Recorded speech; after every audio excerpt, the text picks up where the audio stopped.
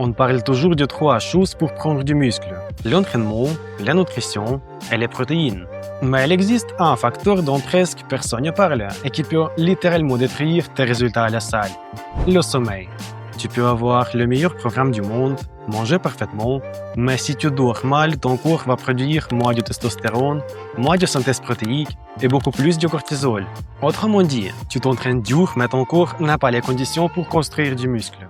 Dans cette vidéo, nous allons analyser 5 études scientifiques qui montrent comment le sommeil influence la croissance musculaire, pourquoi dormir peu peut bloquer ta progression et combien d'heures de sommeil il faut vraiment pour optimiser tes résultats. Quand tu t'entraînes, tu ne construis pas de muscles, tu crées des micro-lésions musculaires. La croissance musculaire se produit ensuite, pendant la récupération. Et une grande partie de cette récupération se passe pendant le sommeil. Pendant la nuit, ton corps libère hormones de croissance, testostérone, facteurs de réparation musculaire. Mais lorsque le sommeil est insuffisant, ce système est perturbé. Et c'est exactement ce que montrent plusieurs études scientifiques. Une étude célèbre publiée par Le Proult en 2011 a analysé l'effet du manque de sommeil sur les hormones. Des hommes jeunes ont dormi seulement 5 heures par nuit pendant une semaine. Comme résultat, leur niveau de testostérone a chuté de 10 à 15%.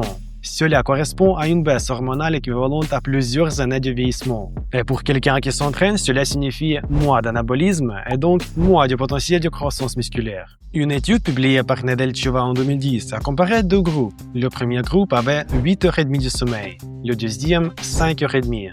Les deux groupes suivaient le même régime. Comme résultat, le groupe qui dormait moins a perdu 60% de masse musculaire en plus pendant la perte de poids. Autrement dit, moins de sommeil est égal à plus de perte de muscle. Une étude publiée par Mach en 2011 a montré que l'extension du sommeil améliore les performances physiques. Les participants ont augmenté leur temps de sommeil à presque 10 heures par nuit.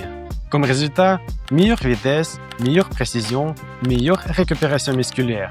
Le sommeil agit donc comme un amplificateur de performance. Des recherches publiées par Datilo en 2020 montrent que la privation du sommeil augmente le cortisol et diminue la synthèse protéique musculaire.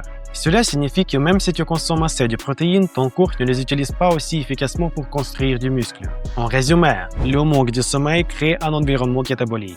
Une autre étude publiée par Datilo en 2011 a montré que augmenter la durée de sommeil améliore la force, la puissance, la récupération. C'est-à-dire que le sommeil agit comme un facteur direct de progression sportive.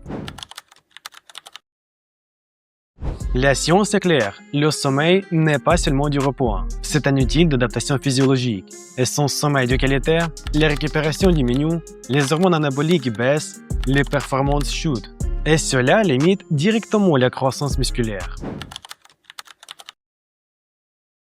La plupart des recherches suggèrent 7 à 9 heures de sommeil par nuit. Pour les personnes qui s'entraînent intensément, 8 à 9 heures est souvent optimal. Et la qualité du sommeil est tout aussi importante. Il faut se coucher vers 22 heures. Beaucoup de gens pensent que la musculation se joue seulement à la salle, mais la réalité est différente. Ton corps se transforme quand tu t'entraînes, quand tu manges et surtout quand tu dors. Donc si tu veux progresser plus vite, ne néglige pas le facteur le plus simple et le plus puissant, le sommeil. Si tu veux transformer ton corps avec des méthodes basées sur la science, abonne-toi à la chaîne. Ici, on parle de fitness, de discipline et de transformation physique réelle. Rejoins-moi aussi sur Instagram où chaque jour je partage des conseils pour aider les hommes à devenir plus disciplinés et améliorer leur physique. Le lien tu peux trouver en description. Laisse ton pouce vers le haut si tu as aimé cette vidéo et on se voit dans la prochaine vidéo.